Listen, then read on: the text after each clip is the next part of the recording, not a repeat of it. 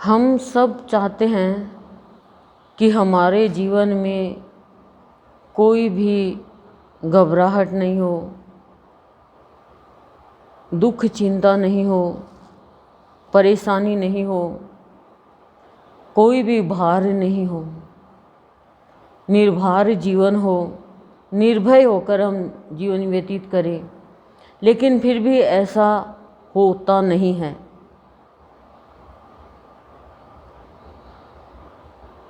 और जीवन निष्प्रभ हो जाता है।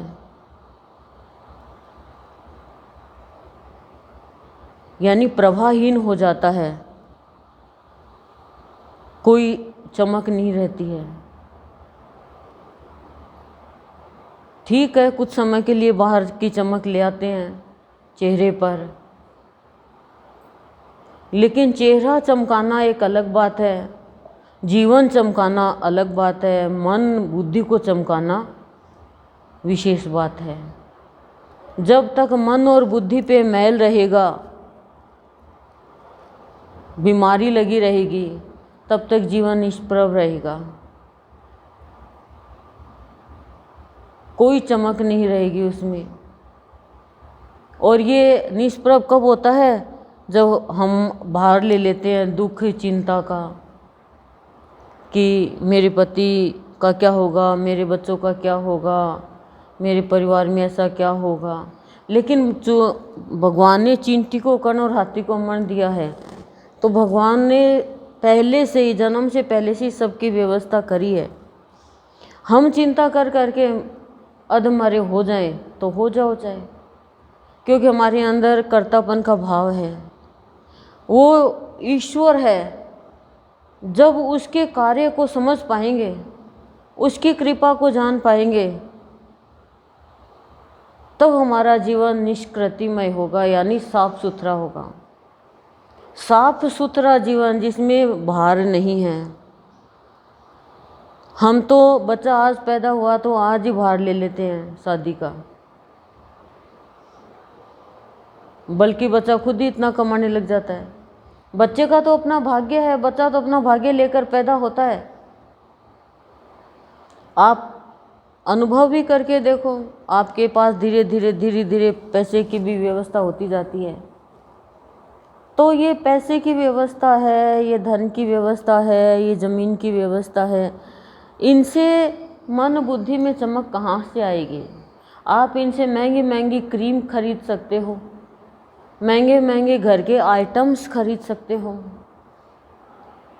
घर को सुंदर बना सकते हो, अच्छा बेड ला सकते हो, अच्छे गद्दे ला सकते हो, हर व्यवस्था घर में कर सकते हो। एक्सरसाइज के लिए भी जिम भी घर में कर सकते हो, बगीचा घर में बना लोगे, बड़े बड़े झूले ले आओगे और गहने कपड़े सब अच्छे ले आओगे।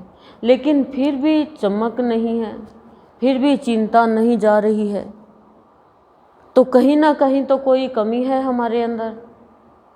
तो वो कमी क्या है? कि हमारा मन और हमारी बुद्धि, हमारे विचार और हमारी भावना साफ सुथरे नहीं हैं। उनके अंदर चिंता घुस गई, डर घुस गया, छोटी छोटी बातों से घबराहट घुस गई, निर्भय, एकदम निर्भय। तो निर्भय कैसे होंगे? निर्भय कौन होगा? निर्भय के नाम पे याद आ रहा है प्रहलाद। वो कैसे निर्भय था? मृत्यु का भी डर नहीं था, लेकिन उसने एक सुई की नोक जितना भी गलत स्टेप नहीं उठाया। चाहे कोई कितना उसे सताए, पर उसने कभी किसी को कुछ नहीं कहा। उसने यही कहा, ये गलत है, ये कार्य सही नहीं है, ये मेरे पिता तो प्रतिनिधि है, भगवान ये नहीं है, भगवान तो कोई और है। उसने कितना जिद किया उसके पिता ने कि मुझे भगवान मानो, पर नहीं माना। कितना साफ सुथरा उसका जीवन था, नारायण का भक्त था।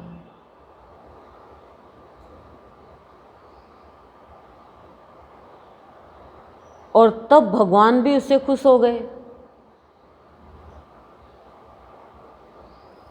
ईश्वर है वो भी उससे प्रसन्न हो गए, हर पल उसकी निगाह रखते हैं। सताने वाले को रोकते नहीं हैं, भक्त की रक्षा करते हैं। ये भगवान की विशेषता होती है। हमारी क्या है विशेषता? सताने वाले को ही मार डालो। सताने वाले को कभी नहीं कहते तू बुरा काम कर रहा है, लेकिन भक्त को बचाता रहता समय समय पर। देखो कितने भी भक्त हुए हैं, सताने वाले सताते रहेंगे, भक्त सत्य के नज़दीक जाता रहेगा, और फिर सताने वाले ताकते रह जाएंगे, ओ ये क्या हुआ, पहुंच गए हो तो। हमने तो बहुत रोका। जहर मार नहीं सकता भगवान के भक्त को, दुनिया बदनाम नहीं कर सकती, संसार वाले कलंकित नहीं कर सकते, परिवार वाले रोक नहीं सकते। जब भक्त मन में दृढ़ निश्चय कर लेता है कि मुझे ईश्वर को पाना है, सताने वाले सताएंगे, परेशान करेंगे, लेकिन हमारा तो क्या है, हमें तो बस कोई भी कुछ नहीं कहे, हम तो महारानी बन के रहें। तो पहले अपने पति को राजा बनाओ। राजा की पत्नी महारानी, रसोई की पत्नी रसोईन, डॉक्टर की पत्नी डॉक्टरनी, चाहे वो डॉक्टरनी मत हो, लेकिन उसके आगे तो लग ही गया ना। जिसके 2 बच्चे हैं वो 2 बच्चों की माँ, जिसके 1 है वो 1 बच्चे की माँ, और जिसके 3 वो 3 बच्चों की माँ। लेकिन भगवान तो सभी बच्चों की माँ है।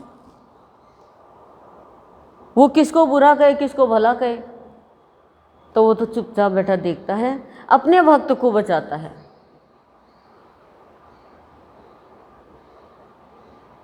किसी का भी उदाहरण ले लो आप, मीराबाई का ही ले लो, किसी का ही ले लो, तो ये चीज देखो, आप परखो, समझो।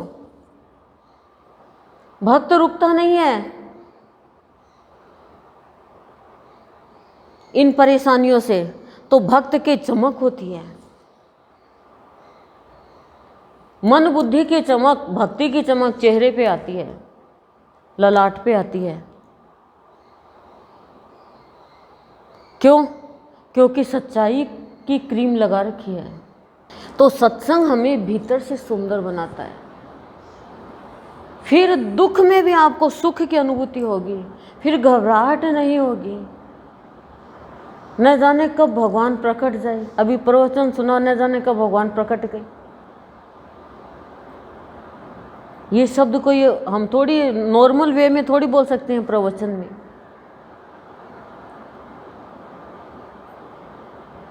तो भाव की कीमत करो, भाव को ग्रहण करो, और जो भाव को ग्रहण करोगे तो कभी भी ग्रहण लगेगा ही नहीं। ग्रहण का मतलब किसी के बीच में नहीं आओगे। बीच में हमारे कौन आ रही है? माया। वो माया हट जाएगी। पृथ्वी बीच में आ जाती है, सूर्य ग्रहण और चंद्र ग्रहण होता है तो अंधेरा हो जाता है, पृथ्वी की छाया पड़ जाती है। तो माया बीच में नहीं आएगी। और माया जो है वो काम में लगाती है, हमें कामना जागृत करती है। और कामना जब जागृत करती है तो फिर हमारी मनुष्य से किसी से सामना करने की शक्ति नहीं होती। तो भगवान का सामना कैसे करोगे? भगवान का सामना तो कर ही नहीं सकोगे। भगवान का सामना करने के लायक बनो। भगवान तो हमारी दोनों पॉकेट में रहते हैं, एक में गुरुदेव एक में बाबा। जब मर्जी अपनी पॉकेट से काम में ले लिया, दूसरे से मांगना थोड़ी पड़ता है। और डंके की चोट कह रही हूँ ये, आपको विश्वास है तो है, नहीं तो नहीं है। लेकिन मेरे को विश्वास है, मेरी तो दोनों पॉकेट में मेरा भगवान है, तभी तो पॉकेट करवाई है, नहीं पॉकेट की क्या ज़रूरत है। जिंदगी है वो खट्टी भी है, मीठी भी है, चरपरी भी है, कड़वाहट भी है, लेकिन मधुर जीवन बनता है सत्संग में आकर के। जीवन मधुर बनता है सत्संग में आके।